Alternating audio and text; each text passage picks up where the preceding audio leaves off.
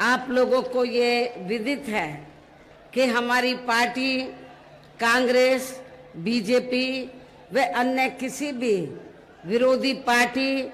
तथा गठबंधन आदि के साथ मिलकर नहीं, बल्कि अकेले ही अपनी पार्टी के बलबूते पर पूरी तैयारी व दमदारी के साथ ये चुनाव लड़ाई है।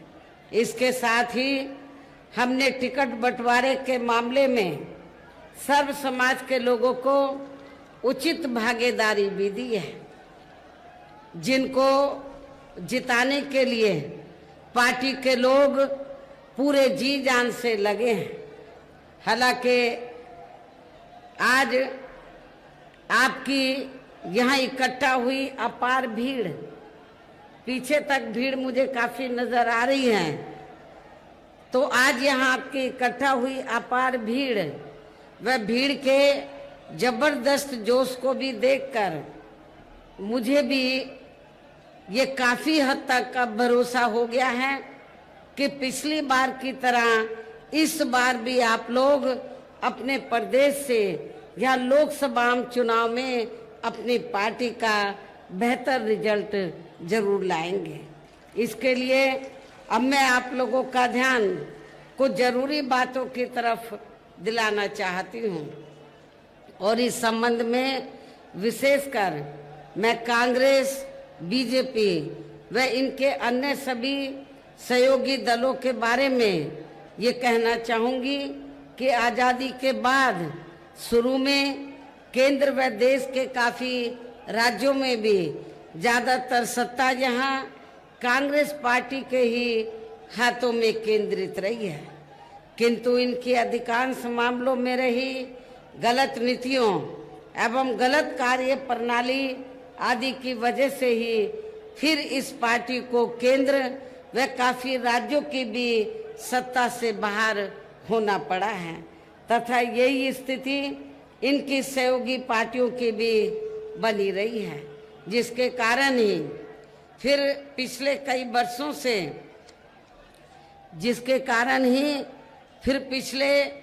वर्षों से भारतीय जनता पार्टी व इनके सहयोगी दल केंद्र एवं काफी राज्यों की भी सत्ता में काबिज हो गए हैं, लेकिन इनकी भी ज्यादातर रही जातिवादी, पूंजीवादी, संकीर्ण, सांप्रदायिक व द्वेषपूर्ण नीतियों एवं कार्य प्रणाली आदि से तथा इनकी कथनी व करनी में भी काफी अंतर होने की वजह से अब ऐसा लगता है इस बार ये भारतीय जनता पार्टी भी केंद्र की सत्ता में आसानी से वापस आने वाली नहीं है, बशर्ते यदि ये चुनाव इस बार फ्री एंड फेयर होता है तथा आम चर्चा के मुताबिक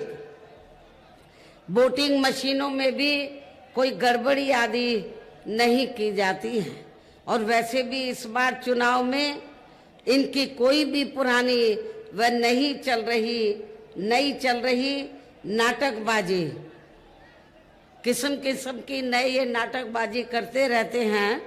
नई चल रही नाटकबाजी, जुमलेबाजी व गारंटी आदि काम में आने वाली नहीं है, क्योंकि अब देश की जनता काफी हद तक इस बात को समझ चुकी है कि इनकी पार्टी ने अब तक देश के विशेषकर गरीबों, कमजोर तबकों, मध्यम वर्गों एवं अन्य मेहनतकश लोगों को जो इन्हें अच्छे दिन दिखाने के असंख्य प्रलोभन भरे वायदे किए हैं तथा अनेकों हवाई व कागजी गारंटी भी दी है, तो उनका जमीनी हकीकत में अभी तक भी इन्होंने लगभग 1/4 हिस्सा भी कार्य पूरा नहीं किया है। आप लोगों को मालूम है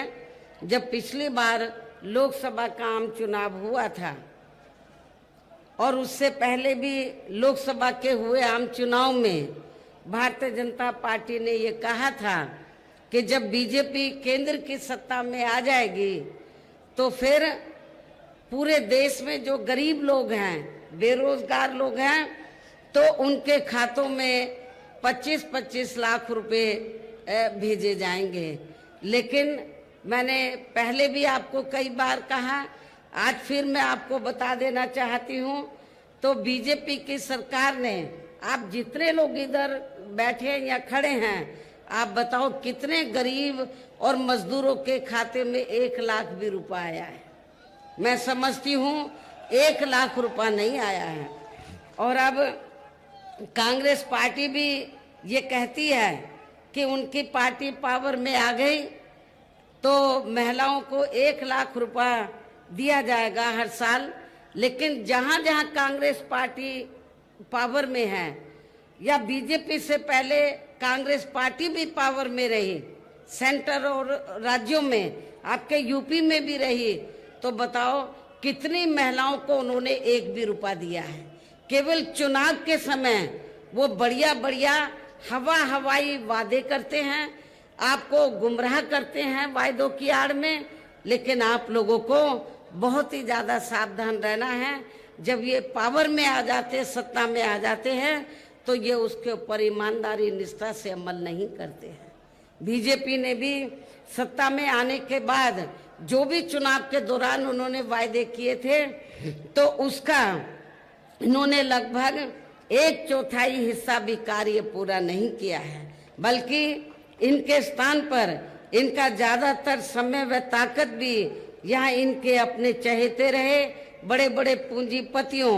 एवं धन्ना सेठों को ही ज्यादा से ज्यादा माला माल व धनवान आदि बनाने में, तथा उन्हें हर स्तर पर छूट देने व बचाने आदि में ही लगी रही हैं, जिनके अधिकांश आर्थिक सहयोग से ही ये पार्टी व अन्य पार्टियां भी अपना संगठन चलाती हैं तथा चुनाव आदि भी लड़ाती हैं, जिसका काफी कुछ खुलासा बॉन्ड की आई रिपोर्ट से भी हो जाता है। इसके साथ ही अब ऐसा लगता है कि कांग्रेस पार्टी की तरह ही बीजेपी ने भी केंद्र की तमाम सरकारी जांच एजेंसियों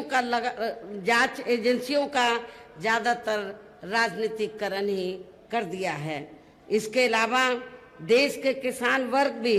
वर्तमान बीजेपी की सरकार में शुरू से ही अपनी विभिन्न समस्याओं को लेकर काफी ज्यादा दुखी व परेशान रहे हैं और अभी भी है।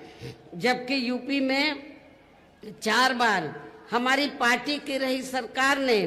इनके हितों का भी हर स्तर पर विशेष ध्यान रखा है। आप लोगों को ये मालूम है कि जब मेरे नेतृत्व में यूपी में जब भी सरकार बनी, तो हमारी पार्टी की सरकार ने तो किसानों के हर मामले में किसानों के हितों का पूरा ध्यान रखा है। आपके पीलीभीत, शाहजहाँपुर आदि क्षेत्र में तो किसान भाई काफी खेती करते हैं, इन्हें खेती के लिए पूरी सुविधा नहीं मिलती थी, लेकिन मेरी हुकूमत में इनको सुविधा मिली और गन्ना किसानों को भी इनको मेरी सरकार में पहली बार उचित दाम दिया गया, जो आज तक पूर्व में रही या वर्तमान में चल रही कि बीजेपी की सरकार ने भी उनको गन्ने के दाम उचित नहीं दिए हैं, बढ़ा के नहीं दिए हैं। इतना ही नहीं, बल्कि केंद्र में पूर्व की रही कांग्रेसी सरकार की तरह ही वर्तमान भाजपा सरकार में भी इनकी जातिवादी, हीन, सांप्रदायिक एवं पूंजीवादी सोच व नीतियों के चलते ही पूरे देश में सर्व समाज में से खासकर गरीबों, दलितों, आदिवासियों, पिछड़े वर्गों, मुस्लिम एवं अन्य धार्मिक अल्पसंख्यक समाज के लोगों का भी पूर्ण रूप से विकास व उत्थान आदि नहीं हो सका है। और इस संदर्भ में वैसे आप लोगों को ये मालूम है कि पूरे देश में यहाँ दलितों, आदिवासियों एवं अन्य पिछड़े वर्गों का सरकारी नौकरियों में वर्षों से अधूरा पड़ा आरक्षण का कोटा भी अभी तक पूरा नहीं भरा गया है। विशेषकर एससी व एसटी वर्गों के सरकारी कर्मचारियों का पदोन्नति में आरक्षण भी अब काफी हद तक प्रभावहीन ही बना दिया गया है। साथ ही केंद्र व राज्यों में भी विरोधी पार्टियों की रही सरकारों में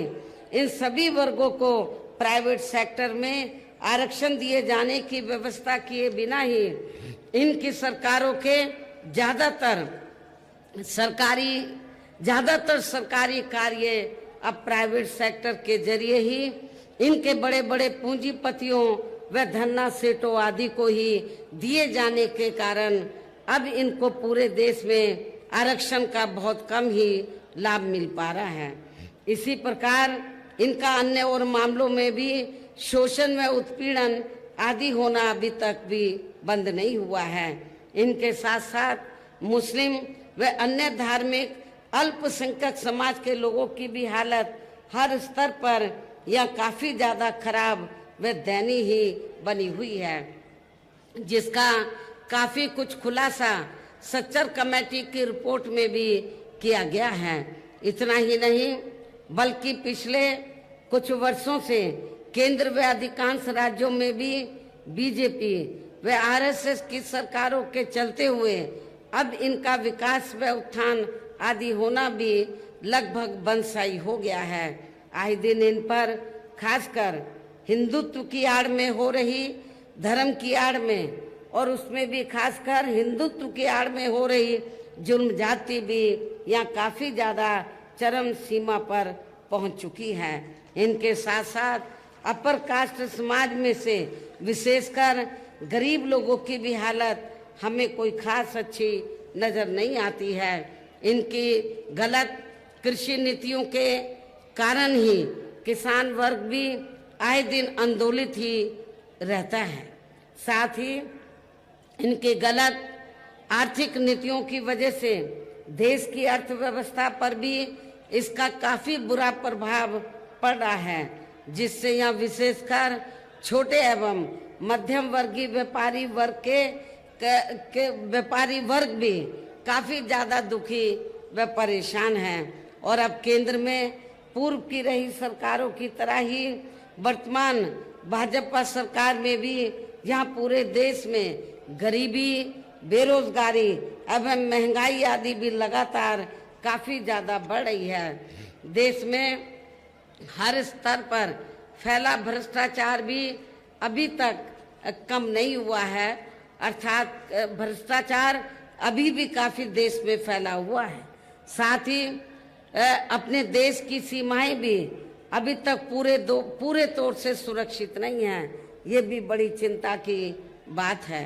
ऐसे में अब आप लोगों को देश में हो रहे लोकसभा चुनाव में कांग्रेस, बीजेपी व इनकी सहयोगी पार्टियों को भी केंद्र की सत्ता में आने से जरूर रोकना है। जिनकी गलत नीतियों व गलत कार्य प्रणाली आदि को आप लोग काफी हद तक आजमा भी चुके हैं। ऐसी स्थिति में अब ये विरोधी पार्टियां किस्म किस्म के साम दाम दंड भेद आदि अनेकों हथकंडे इस्तेमाल करके केंद्र की सत्ता में आने की भी पूरी कोशिश में लगी हैं, जिनसे अपनी पार्टी के लोगों को हर स्तर पर काफी ज्यादा सावधान रहना है। और इस मामले में विरोधी पार्टियां अपने अपने पक्ष में हवा बनाने के लिए खासकर मीडिया, ओपिनियन पोल व सर्वे आदि का जो बड़े पैमाने पर इस्तेमाल कर रही हैं, तो उनसे भी अपनी पार्टी के लोगों को बिल्कुल भी गुमराह नहीं होना है। इसके साथ ही विरोधी पार्टियों के विभिन्न रूपों में जारी किए गए इनके हवाई व प्रलोभन भरे चुनावी घोषणा पत्रों एवं वायदों आदि के बहकावे में भी अपनी पार्टी के लोगों को कतई नहीं आना है, जिन्हें ये पार्टियां चुनाव खत्म होने के बाद ज्यादातर अमल में नहीं लाती हैं, इसको इम्प्लीमेंट नहीं करती हैं, इसको प्रैक्टिकल रूप में अमली जामा नहीं पहनाती हैं। और अब जिन पर से देश की जनता का अधिकांश विश्वास ही उठ गया है। यही खास वजह है कि हमारी पार्टी किसी भी चुनाव में अपनी पार्टी का कोई भी चुनावी घोषणा पत्र आदि जारी नहीं करती है। वैसे भी हमारी पार्टी किसी भी मामले में कहने में बहुत कम बल्कि कार्य करके दिखाने में ही ज़्यादा विश्वास रखती है। और इस बात का सबसे बड़ा सबूत ये है कि उत्तर प्रदेश में 4 बार हमारी पार्टी के नेतृत्व में रही सरकार ने चुनाव में अपनी पार्टी के बिना कोई जारी किए गए चुनावी घोषणा पत्र के ही प्रदेश व आम जनहित में काफी कुछ ऐतिहासिक कार्य करके दिखाए हैं, जिनके अब देश में अधिकांश पार्टियों की सरकारें काफी उसकी नकल भी कर रही हैं। जबकि इस मामले में हमारी पार्टी का ये कहना है कि यदि इन पार्टियों के स्थान पर केंद्र में हमें अपनी पार्टी की सरकार बनाने का मौका मिलता है तो तब फिर हमारी पार्टी की बनी सरकार केंद्र में यहाँ अब तक रही सभी विरोधी पार्टियों की सरकारों की तरह केवल हवाई व कागजी कार्य आदि नहीं करेगी, बल्कि उत्तर प्रदेश की तरह ही जमीनी हकीकत में ठोस कार्य करके दिखाएगी। और इस संदर्भ में खासकर मैं ये कहना चाहूँगी, केंद्र द्वारा देश में पिछले कुछ समय से अति गरीब परिवारों को अस्थायी तौर पर फ्री में जो थोड़ी सी खाद्य सामग्री दी जा रही है तो उससे इनका स्थायी तौर पर भला होने वाला नहीं है। और इतना ही नहीं, मुझे ये भी मालूम हुआ कि चुनाव के दौरान बीजेपी और आरएसएस के लोग गांव-गांव में जाते हैं, अपना थैला लटका लेते हैं और गांव-गांव में जाते हैं और जाकर ये कहते हैं कि देखो मोदी जी ने तो आपको खाद्य सामग्री दी है, दाल दी है, आपको चावल दिया है, उसके साथ में नमक भी दिया है। आपको मोदी जी का नमक जरूर हलाल करना है और आप लोग उनके बहकावे में आकर तो अपना वोट उनको दे देते हैं कि भाई नमक तो जरूर हलाल कर देना चाहिए। नमक खाया है मोदी का हमने, लेकिन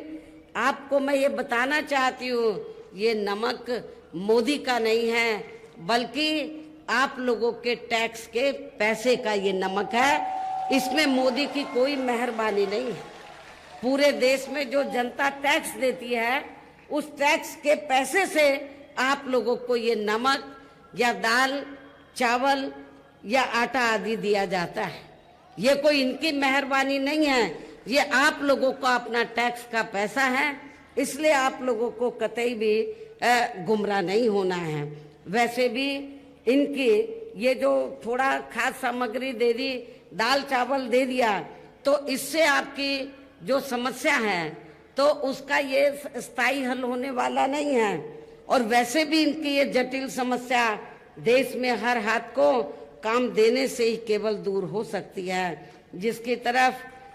हमारी पार्टी की बनी सरकार विशेष ध्यान देगी। साथ ही देश में पिछले काफी वर्षों से आए दिन बढ़ रही गरीबी, बेरोजगारी व महंगाई आदि से भी जनता बहुत ज्यादा दुखी व परेशान है, जिसे भी आर्थिक नीतियों में तब्दीली करके जरूर दूर किया जाएगा। धर्म की भी आड़ में, हिंदुत्व की भी आड़ में पिछले कुछ वर्षों से खासकर मुस्लिम समाज के लोगों का द्वेष की भावना से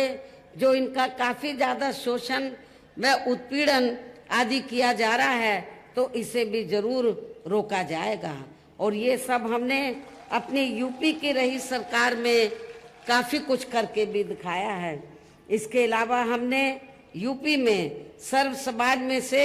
गरीब एवं बेरोजगार लोगों को बेरोजगारी भत्ता आदि न देकर बड़ी तादाद में उन्हें रोटी रोजी के साधन भी उपलब्ध कराए हैं, जो अब ये कार्य भी अधिकांश ठंडे बस्ते में ही पड़े हैं, जिनको फिर सरकार बनने पर प्राथमिकता दी जाएगी। कहने का तात्पर्य ये है कि देश में इस समय हो रहे लोकसभा आम चुनाव में विरोधी पार्टियों के जारी किए गए उनके हवाई व प्रलोभन भरे चुनावी घोषणा पत्रों आदि के बहकावे में अब यहाँ खासकर देश के अति गरीबों, मजदूरों, बेरोजगारों एवं अन्य जरूरतमंद लोगों को बिल्कुल भी नहीं आना है और अब इन्हें ऐसी सभी विरोधी पार्टियों को हर हालत में केंद्र की सत्ता में आने से जरूर रोकना है, जिनकी कथनी व करनी में काफी अंतर रहा है तथा जिन्हें ये लोग वर्षों से काफी आजमा भी चुके हैं। ऐसे में अब मेरा यही कहना है कि आप लोगों को अपने खुद के व अपने प्रदेश एवं देश के भी हित में अपने वोटों को यहाँ कांग्रेस, बीजेपी व अन्य विरोधी पार्टियों को न देकर केवल अपनी एकमात्र हितैषी पार्टी बहुजन समाज पार्टी को ही देना है। जो ये पार्टी उत्तर प्रदेश की तरह ही केंद्र में भी अपनी पार्टी की सरकार बनने पर फिर पूरे देश में यहाँ अपनी पार्टी की सर्वजन हिताय व सर्वजन सुखाय की नीतियों पर आधारित ही सरकार चलाएगी। इसके साथ साथ केंद्र से जुड़ी आपके क्षेत्र की जो भी यहाँ स्थानीय समस्याएं होंगी तो उन्हें भी फिर जरूर दूर करने का हर संभव पूरा प्रयास किया जाएगा। इसके साथ ही यहाँ गरीबों, मजदूरों, बेरोजगारों, कर्मचारियों, किसानों, छोटे व्यापारियों एवं अन्य मेहनतकश लोगों के हितों का भी विशेष ध्यान रखा जाएगा। सर्व समाज में से खासकर दलितों, आदिवासियों, पिछड़े वर्गों, मुस्लिम व अन्य धार्मिक अल्पसंख्यक समाज के लोगों के विकास एवं उत्थान के साथ साथ हर स्तर पर इनकी सुरक्षा आदि के लिए भी सख्त कदम उठाए जाएंगे और तभी ही फिर यहाँ वास्तव में अपने देश के महान संतों, गुरुओं व महापुरुषों में भी विशेषकर महात्मा ज्योतिराव फूले, श्री छत्रपति शाहू जी महाराज, श्री नारायण गुरु, बाबा साहब डॉक्टर भीमराव अंबेडकर एवं मान्यवर श्री कांशीराम जी आदि का अधूरा सपना जरूर साकार हो सकता है, जिनको यूपी में हमारी पार्टी की रही सरकार द्वारा हर स्तर पर पूरा आदर सम्मान दिया गया है। इन्हीं खास बातों के साथ ही अब मेरा देश व आपके स्टेट के भी हित में, आपके क्षेत्र के भी हित में यही कहना है कि हमारी पार्टी ने आपके पीलीभीत लोकसभा की सीट से श्री अनीस अहमद खां उर्फ फूल बाबू को, तो मैं ज़्यादातर इनको फूल बाबू ही बोलती रहती हूँ। पीलीभीत लोकसभा की सीट से श्री अनीस अहमद खां उर्फ फूल बाबू को, शाहजहाँपुर जो सुरक्षित लोकसभा की सीट है यहाँ से डॉक्टर दोदराम वर्मा को, और इसके साथ ही यहाँ पर आपके शाहजहाँपुर में एक ददरोल जो विधानसभा की सीट है वहाँ पे बाई इलेक्शन हो रहा है, उस सीट पर हमने सर्वेश चंद्र मिश्रा को उर्फ धांधू के नाम से वो फेमस हैं, तो इनको चुनाव के मैदान में उतारा है, जो यहाँ आपके सामने मंच पर भी मौजूद हैं।